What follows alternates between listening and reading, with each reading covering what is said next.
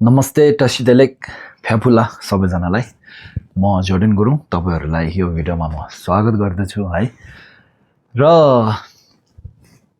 यो भन्दा अगाडि मैले हामी मान्छेहरु मरेपछि कहाँ जान्छ भनेर चाहिँ त्यसको विषयमा मैले भिडियो बनाएको थिएँ र त्यहाँ मैले त्यसको अन्तमा मैले भनेको थिएँ कि अब आउने भिडियो चाहिँ म भारदोको बारेमा बनाउँछु भनेर है त।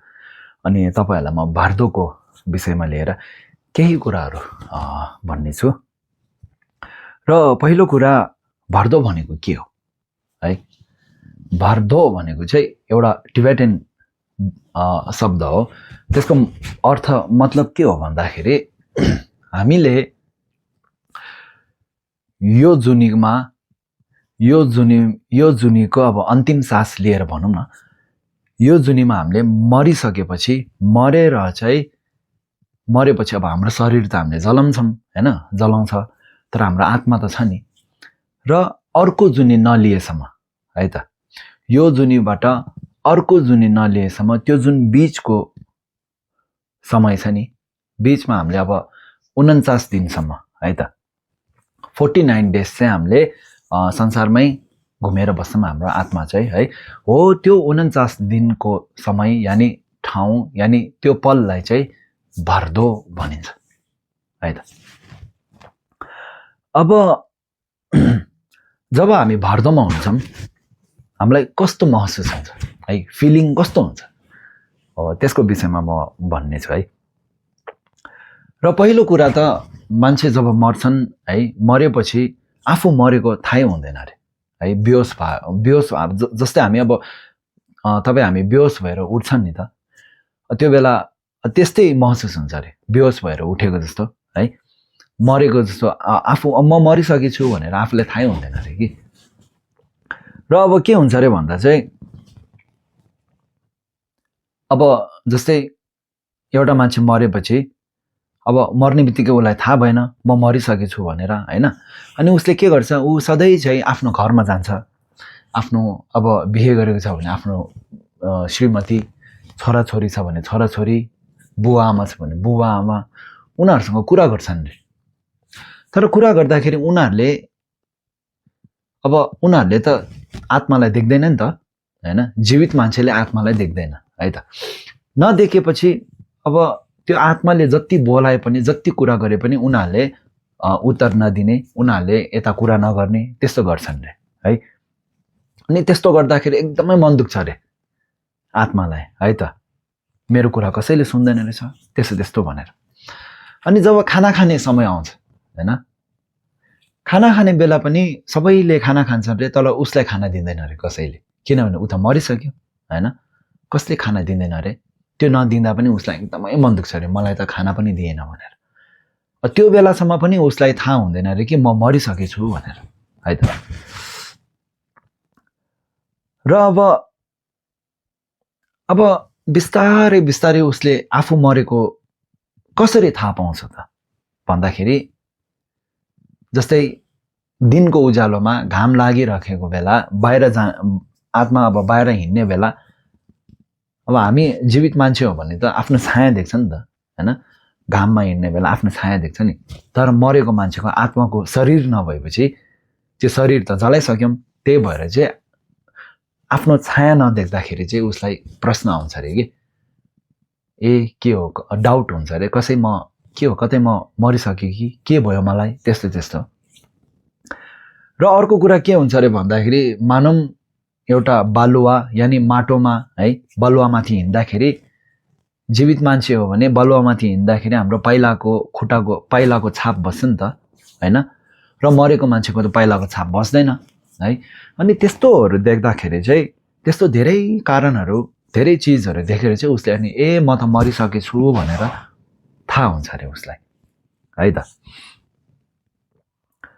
अब किनभने अब कति प्राणीहरु कस्तो हुन्छ भने उनीहरुको आफ्नो आफन्तले, आफ्नो मान्छेले अब मर्ने बेला पूजाहरु नगरिदिने हैन, पूजाहरु नगरिदिने, केही शोक नमनाइदिने, त्यस्तो पनि हुन्छ नि। प्राय जस्तो त्यस्तो मान्छेहरु हो। नभए अब जस्तै अब नभए अचेल धेरै जस्तो घरहरूमा त जस्तै अब कोही बित्नु भयो भने हामीले पूजाहरू राख्छौँ हैन, अनि त्यो मार्फत थाहा त पाइहाल्छ बिस्तारै है। र अब यस्तो भारदोमा जुन अब भारदोमा कति दिन बस्नुपर्छ भन्दा मैले अघि भने 49 डेज है त, 49 दिनसम्म चाहिँ त्यो भारदोमा मान्छे बस्छन्, आत्मा बस्छन् है। अब यो भारदोको मानौँ अब उसको जुन आत्मा छ त्यो आत्माले चाहिँ अब अघि मैले भनेको चाहिँ फिलिङ्सको बारेमा भनेको है, महसुस कस्तो महसुस गर्छ त्यसको बारेमा भने। अब उसको नजरिया कस्तो हुन्छ है, जुन त्यो भारदोको मान्छे छ उसको उसको अब हेर्ने तरिका, उसले कस्तो देख्छ है, संसार कसरी देख्छ, आफूलाई कसरी देख्छ भन्दाखेरि 49 दिनको ठिक आधी दिनसम्म है, 49 लाई 2 भाग लाउनु, आधी दिनसम्म चाहिँ उसले आफ्नो जुन पहिलाको जुनी छ, जस्तै म मान्छे हो भने म मान्छे नै हुँ भन्ने एउटा सोच, एउटा नजरिया त्यस्तो हुन्छ अरे है। म मान्छे नै हुँ भन्ने तरिकाले चाहिँ ऊ आत्मा यताउता डुल्छ हिँड्छ। तर आधा दिनपछि 49 को आधा दिनपछि चाहिँ उसले जुन आफू जुन जन्म लिनेवाला छ, जस्तै मानौँ म एउटा गाई गोरुको जन्म लिनेवाला होला हैन, अथवा एउटा म अर्कै मान्छे एउटाकै जन्म लिनेवाला होला, या अथवा म मानौँ देवलोकमा कसैको एउटा भगवानको एउटा जुनी लिनेवाला होला, या मानौँ कसै नर्गमा जन्म लिनेवाला होला हैन, मानौँ या मानौँ एउटा केटीको जन्म लिनेवाला होला भने, अब त्यो म केटीको जन्म लिनेवाला हो भने त्यो केटीको जस्तै आफूलाई हेर्ने है, आफू केटी जस्तो महसुस गर्ने, त्यो केटीको नजरियाले हेर्ने है। अब देवलोकमा जन्मिने हो भने आफूलाई भगवानको नजरियाले हेर्ने देख्ने आफ्नो शरीर त्यस्तो हुन्छ अरे। अब मैले पहिलेको भिडियोमा भने चाहिँ 49 दिनसम्म त्यो आत्माले चाहेर पनि हामीले चढाएको खाना दाल भातहरू फलफुलहरू त्यतिकै खान सक्दैनन् है। त्यसलाई के गर्नु पर्यो, हामीले सुरमा हाल्नु पर्यो।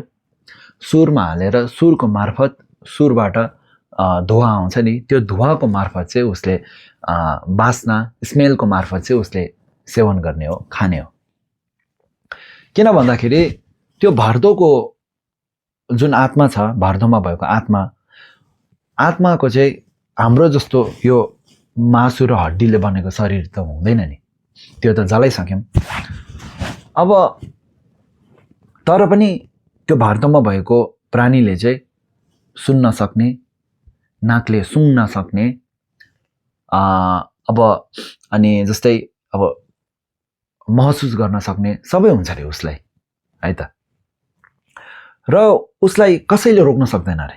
जस्तै मानौँ एउटा अब जस्तै एउटा भित्ता छ है, वाल छ, यो भित्तालाई पनि उसले नछुइकन, यो भित्ताले पनि उसलाई नरोकिकन उसले एउटा भित्तादेखि अर्को भित्ता आर पार गर्न सक्छ अरे है त है। जस्तै बाटोमा हिँड्दाखेरि एउटा ढुङ्गा छ भने हामी ढुङ्गामा अल्झ्यो भने त लड्छ नि, आत्मालाई त्यो ढुङ्गाले पनि अल्झाउन सक्दैन अरे है, ढुङ्गालाई पनि उसले आर पार गरेर जान्छ अरे। त्यस्तो अब शक्ति जस्तै भनौँ छ।